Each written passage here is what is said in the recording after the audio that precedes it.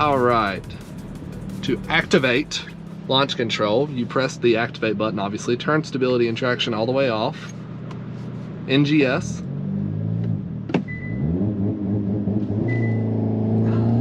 and it launches.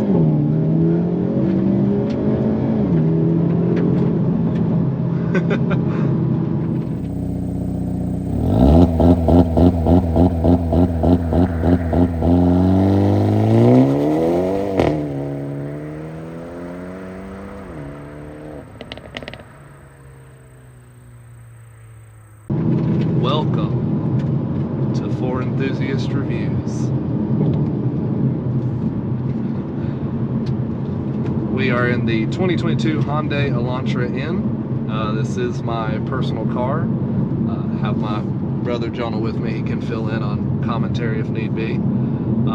Just hit the 600-mile break-in period, so it's time, of course, to well, give it a review and post on the YouTube channel.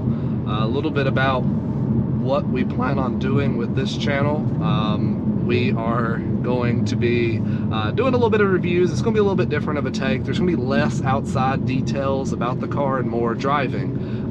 It just fits with the name, of course, because most of the time we really just want to drive. And so that's what we're doing. We have it in its current N mode. We will have a little bit of fun with it.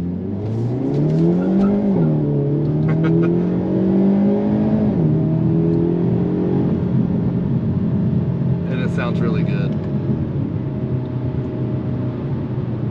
So about the Elantra N's motor, it is a 2-liter turbo direct injection 4-cylinder. Makes 276 horsepower without NGS and 286 with its in-grin shift, basically an overboost function, and then 289 foot-pounds of torque. You have 2 different transmission options. You have the 6-speed manual or the 8-speed wet dual clutch transmission, which is what I have chose, and it's my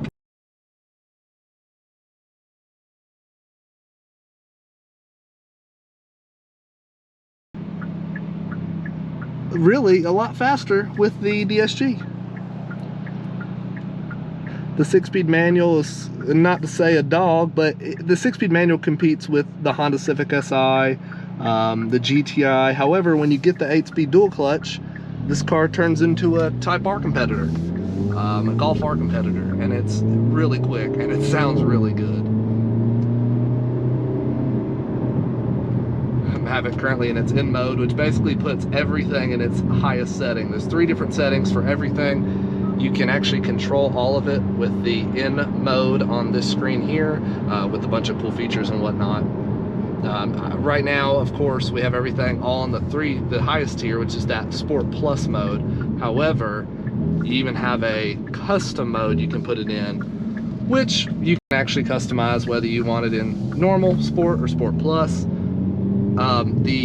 One thing I want to mention is that the suspension is adaptable dampers, so therefore you are able to make it really stiff or really soft. This is a pretty bumpy road, and I have it in its normal setting, and it still has a little bit of it's a little bit more sporty, even with the normal mode. So I usually tend to keep it in the custom mode and keep suspension on the normal setting. These seats do a really good job, of course, of holding you in, and they are quite comfortable with the suede Alcantara along with the leather combination. They look very nice. And you know, even when you're cruising, if you feel like not putting it in N mode, normal mode is almost like you're driving a normal Elantra. It's very calm, quiet. I mean, really quiet. I mean, you can't even hear it at all. And then, you know, you get a bunch of cool different gauges with switching between different modes. The normal, it's really the signature, typical Hyundai LED screen display. You know, you have your little silver accents behind it. Sport mode gives you the race car and carbon fiber like material look behind the RPM and speedometer gauges. And then eco, it's pretty much just this greenish aura to show that you're saving fuel, and which this car does really well. You have that dual personality race car, you know, you get pretty low mile per gallon when you're really getting on it, and of course you have your eco mode, which gives you at least 30 to 32 miles per gallon, even planting your lead foot. But in this drive, most of you particularly want to know how it drives in its performance setting, the N mode, in which we are happy to show you. And this car is very flat, by the way. It offers a brace in the back to help with its stiffness, and it does a really great job when you're around corners. And this front wheel drive gets insane amount of grip, in which you can thank with the Michelin Pilot Sport 4S tires that come on it. These are summer tires. They are not all seasons. So in the winter, you're gonna really lack traction. However, sitting here in October, it's about 75 degrees outside. This car, it grips phenomenally. And as you can see, steering has 3 different modes of heftness. I usually like to keep it in the highest setting.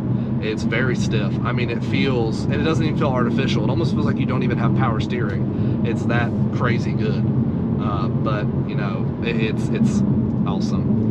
We'll give it one more acceleration, but this time we are going to do launch control, but we're going to do an acceleration timer for 0 to 60. So,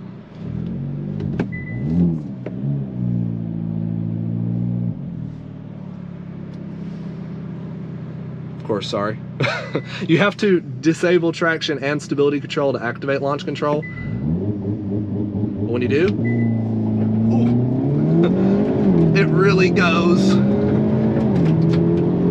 4.88. Definitely less than what Hyundai says.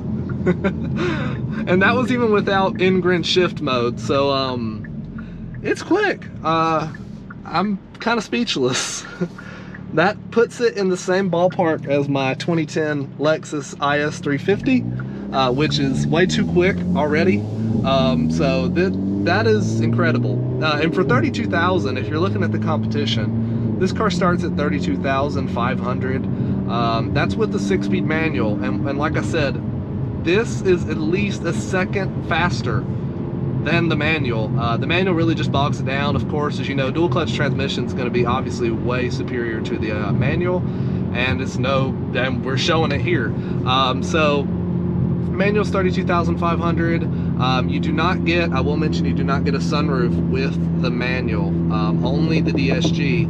And just note that with that $32,500 price tag, you're getting a lot of driver assistance tech that you may not get even on the competitors. The competitors to this car being, of course, the Golf GTI, the Honda Civic Si, in that manual car configuration. This one is a little bit higher priced. It does come with more power though. You will, even in the manual Elantra N, still be able to compete with the Si easily in acceleration runs, and even the Golf GTI. We've watched a couple videos, and I'm sure you've seen a couple videos from Sam Legion, all of these others who do races of these type of cars. It's the SI is no competitor to these cars, but $32,500 for the 6-speed manual. Jump up to the dual clutch, you're looking at about $34,700. And of course, you know, you more than likely have a markup of some sort with these cars. I will say that most I've seen markups being in the $2,000 range, which is far less than the competition. You get a lot of driver assistance tech, all kinds of stuff, a pretty good amount of power. And comparing to, for example, the Honda Civic Type R, one, you won't be able to find one. They started about close to 40 grand. Even with the dealer markups, you're looking at 50 to 55 grand. And then you have of course, the Golf R, in which is $45,000 almost to start, which is insane. And this car with the DSG even keeps up with that one. So this is just a great option. You know, of course, all the driver assistance tech. For example, you have rear cross traffic alert, you have adaptive cruise control, you know, lane keep assist, all of these things that you would expect from a car in the $35,000 price range. But even some of the competitors don't offer those. So this is just a great option. And of course, you're getting this lovely exhaust that I'm controlling with the paddles, which work fantastic with it being a dual clutch. But you also, even in automatic mode, this car will just blip the throttle and rev match, even in normal mode. It's just crazy how awesome these cars have become. And you would never assume that Hyundai would do something like this, considering their past. I mean, they've always been known to kind of be that boring car manufacturer who offers really nothing good and nothing beyond 150,000 miles. And so far, we've seen a lot of respectful amount of miles come out of these cars, which is fantastic.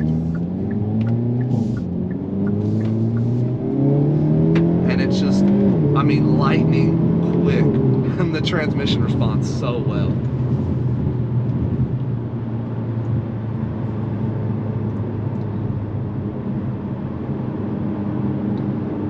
Like I said, steering is remarkable.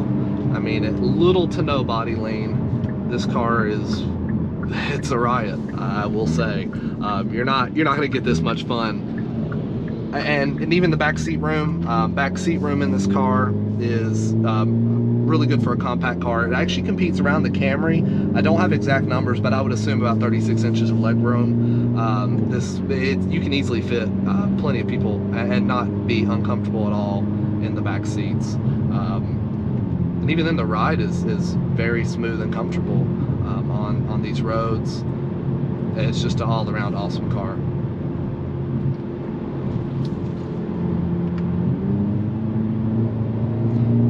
Mid-range is where this car really shines. However, man, I'm sure you can agree, this car it pulls all the way to its red line. Even being a turbo car, it doesn't seem to have any type of drop in power whatsoever. It's an awesome car.